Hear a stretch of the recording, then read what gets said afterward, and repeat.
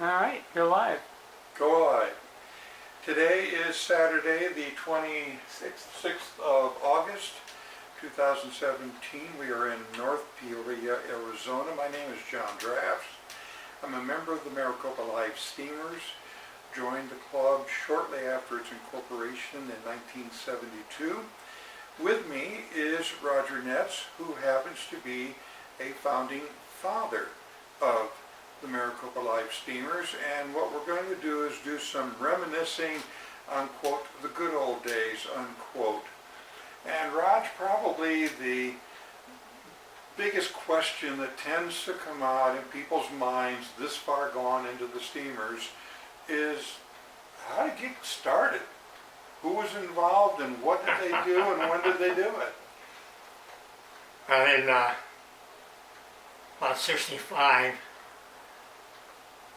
my mother and father, Babe, and my son went to the LA Live Steamers, one of their meetings, and just fascinated us.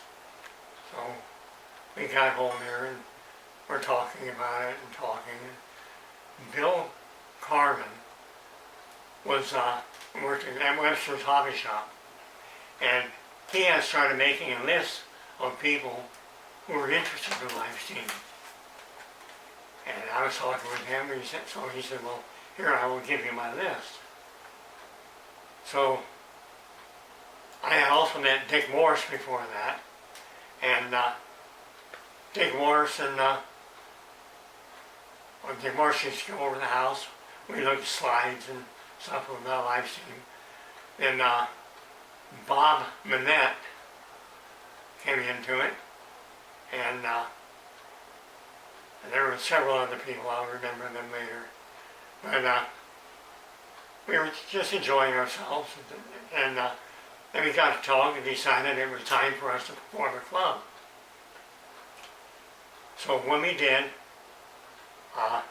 Ted Fisher, who was a Baptist minister, lived out this part of the valley, somewhere off Bell Road, had a 3/4 scale track around his house. And we used to go out to his track once in a while. We would ride around on the train. And let me tell you, 3/4 inch, you have to do a real balancing act on it. That was ground level too, wasn't it? Yeah. It was not elevated. Right. Good thing.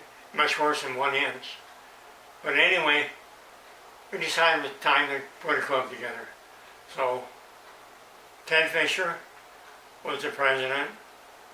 Dick Morris was vice president. I was secretary treasurer, and Bob Manette was the guy who took care of the money. And so that's the way we got going. And we decided, well, we got this much done. Now we're going to need a track. So my thought was, well, we'll go to the big park down here in Phoenix, and they'll welcome us with open arms. I was wrong. I went and asked the city of Phoenix about it, and their reaction was not no, but hell no. And they said, we don't need that running around our parks with all the people we have. And so originally we had thought of calling it the Phoenix Live Steamers. Well, when that came out, we decided, well, if we're going to have to go someplace other than Phoenix, it's got to be something other than Phoenix Live Steamers. So that's where the name Maricopa Live Steamers came from. Weren't we at one time talking about even Mesa Live Steamers or something? Weren't we looking at this stuff? No? Oh, Maricopa was the next thing after Phoenix. After Okay. Phoenix, yeah. And so then we were still looking around for a place, and so I went to talk to the city of Tempe about the possibility of getting some room for a track there in Papago Park, which is probably, well, it didn't work out. It would have made a great track with all the rocks and the mountains and everything else, but it would have been terrible to build. And well, we were still planning on the city, whoever it was, one of the people from the higher ups in Tempe called me up, said that they had approved it. So we thought that was good, so we started making plans on it. And just about that time, Guy Stillman called me up.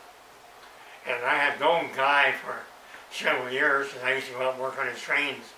He had a track north of where the railroad park is now. And I used to go out and help the guy that maintained the train, and I got to know Guy pretty well. That was his 512 narrow gauge, right? The big one? And the 15-inch, yeah. 15-inch, 512 narrow gauge. Mm-hmm. That eventually ended up in the railroad park in Scottsdale. Okay. Well, what happened, a guy called me up and asked me if we had found a place to build our track in. I said, well, kind of. I said, why's that? He said, well, he says, here's the deal. My mother is going to give a large tract of land to the city of Scottsdale to be a railroad-oriented park.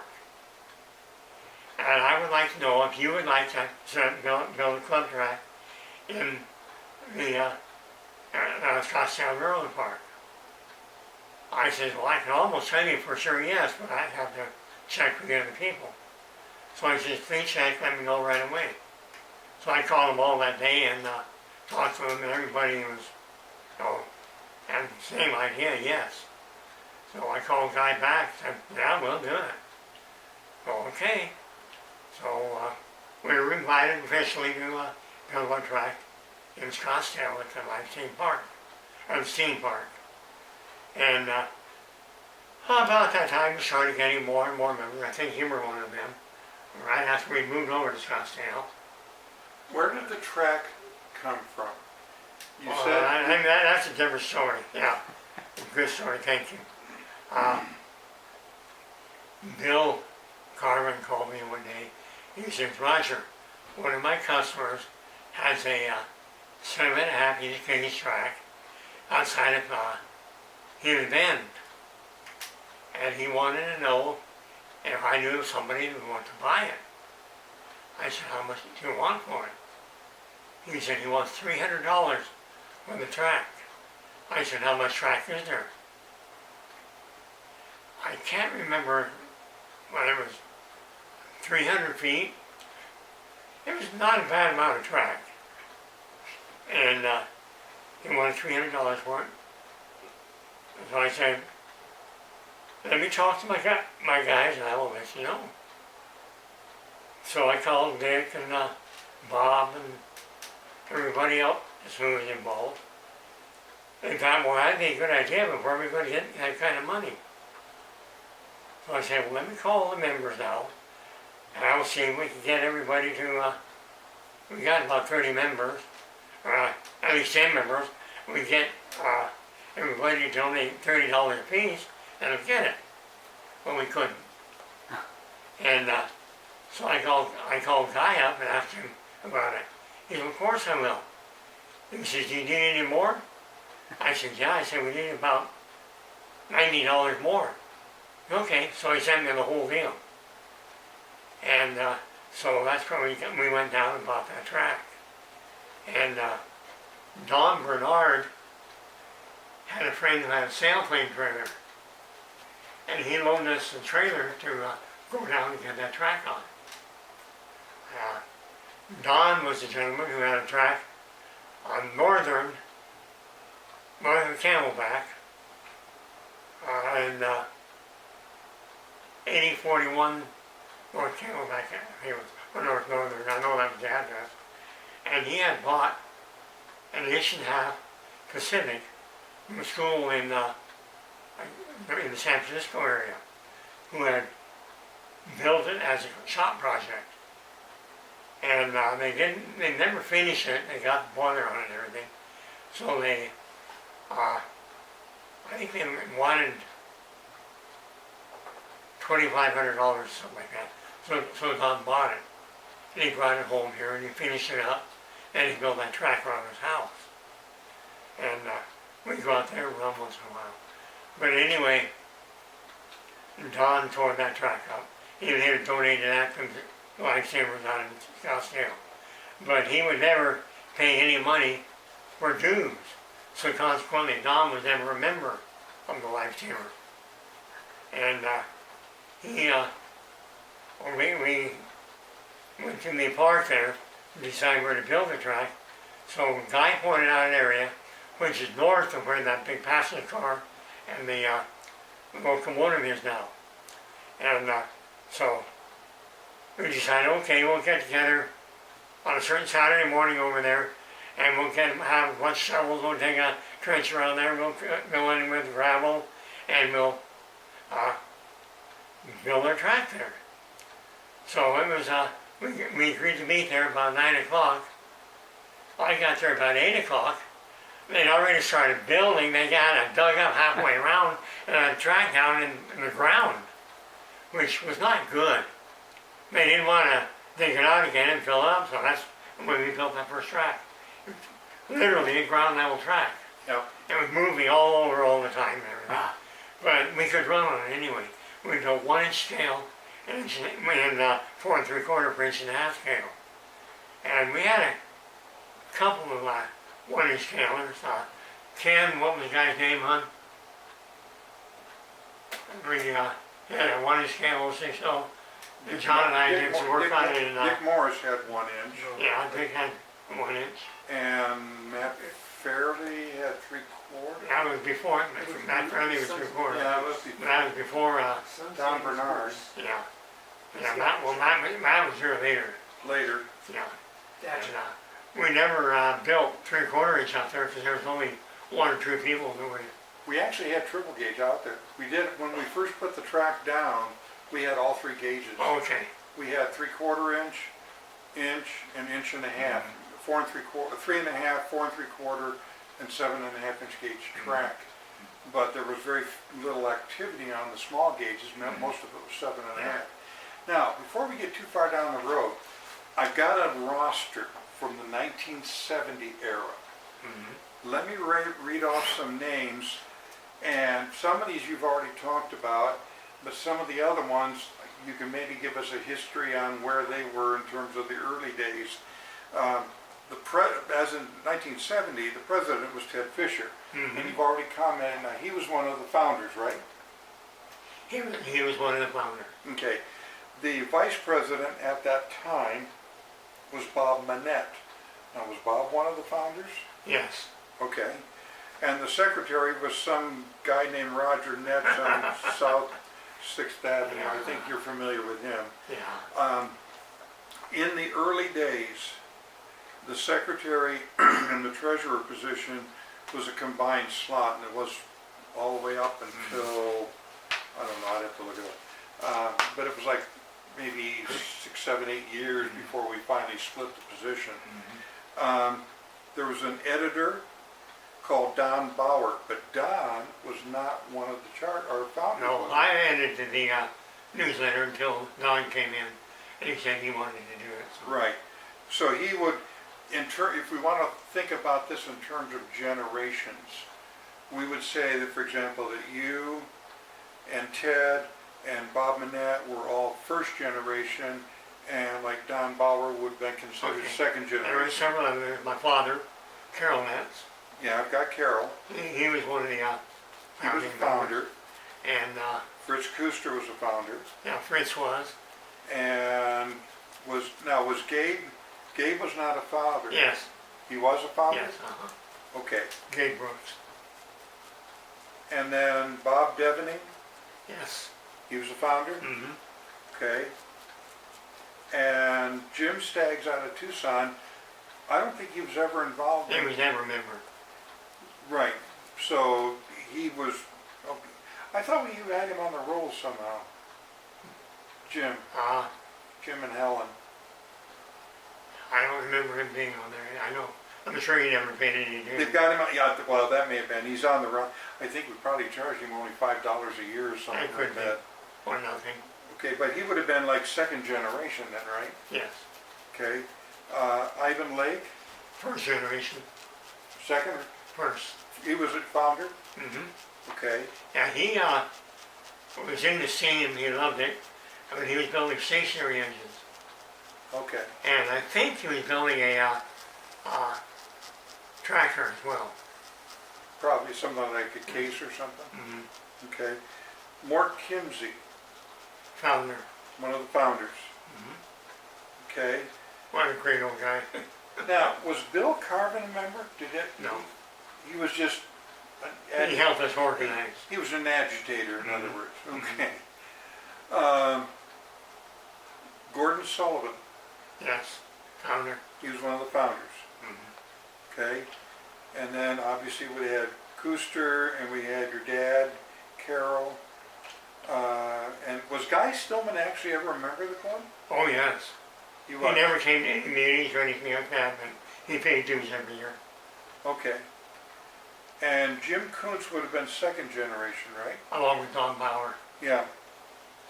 And then Bob Taylor is a name I don't remember. Bob Taylor? Bob or Robert Taylor from Tempe. I don't remember him either. Yeah, the name just doesn't track to anything, but he's on the 1970 roster, so I was kind of wondering. And then Dick Morris, you said, was the founder as well? Yes, Interesting, okay. When Ted Fisher left, he was only here for about 2 years after he started. Dick took over as president. Okay, right. Now, where was Hayne Ellis in this loop? Was he even an active member, or? No, he was never a member of Maricopa. That's what I was kind of thinking. Mhm.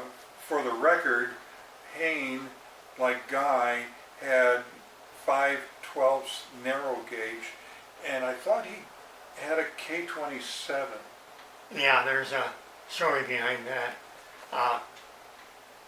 He and Guy, Hayne would go over to Guy's house, and they would run, and they decided they needed another engine.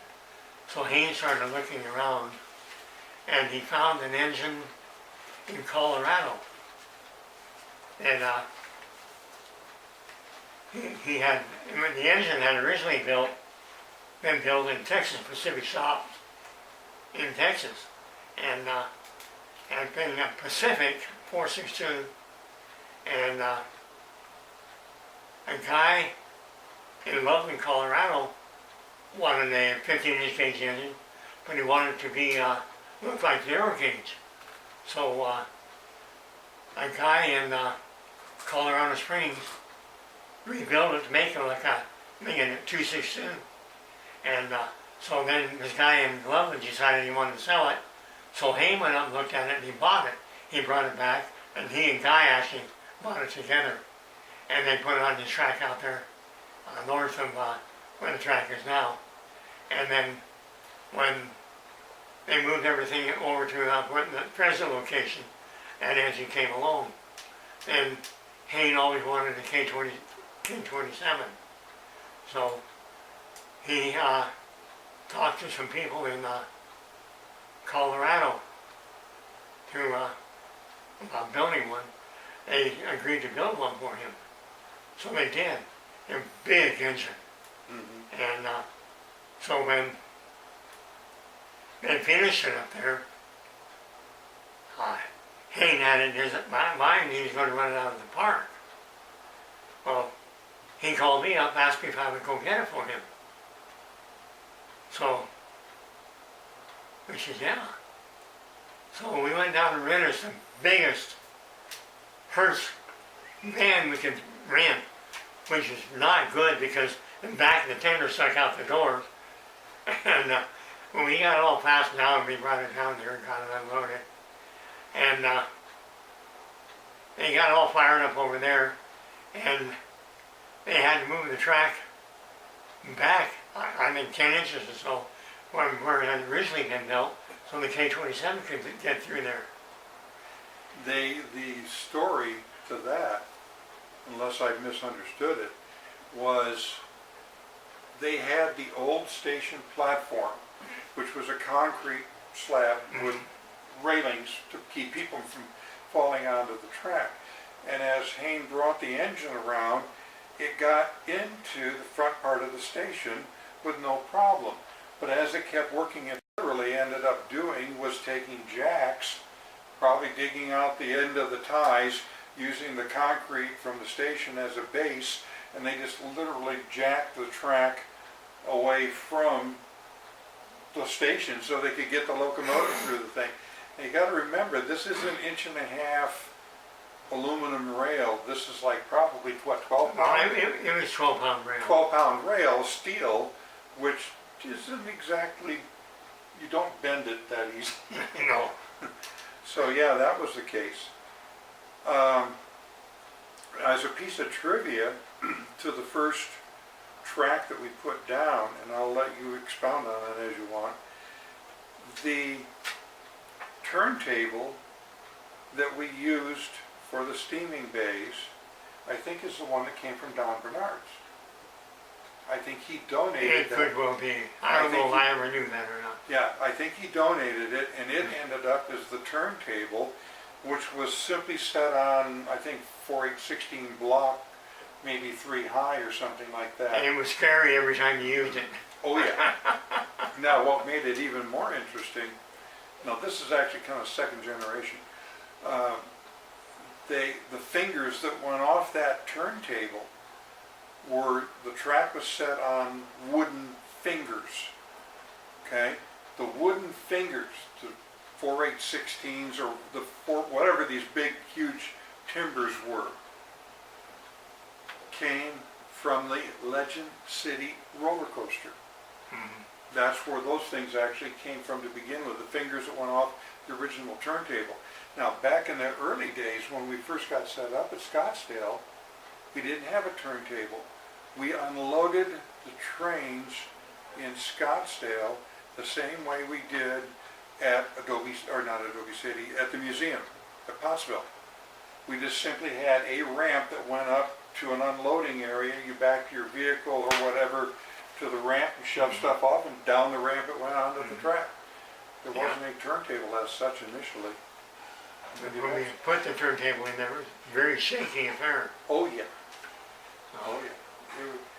And well, the ramp going down for the small one, we had I can't remember if the 3.5 and 4 3/4 were dual gauge the whole way. I think they were, but the ramp going down was like down on, I want to say about what, a 20-30 degree angle? Not that much. It was steep. Maybe 10 degrees. It was still quite steep. Yeah, it was still steep. Mhm. When we went down. And our 060 was backing up, and when Russ King got that big Hudson, Well, that was even worse. oh, piece of trivia. His Hudson operates at Adobe. It does. Bill Pardee. RD has it now. Bill Pardee now has When it. Russ died, he sold the engine to a guy in California, and it was there for probably 20 years. And Bill Pardee heard that it was for sale, so he bought it. I don't think he knew at the time the connection. No. And when he got over here, I took one look at it. I said, "You don't know what you got." But, I remember Russ's engine from the photos when we had the grand opening and all of that. One of the more memorable things in terms of timeline was the fact that in the early days there was a 3-visit restriction. You could not join the club until you attended 3 meetings.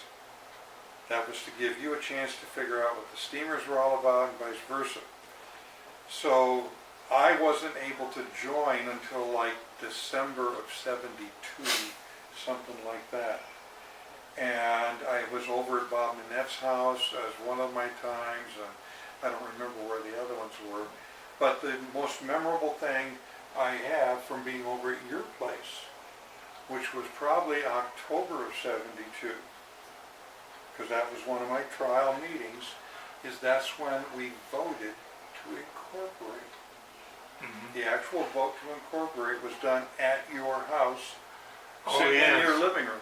All those incorporation papers were laid out on our dining room table, and we worked hours and hours and hours on those.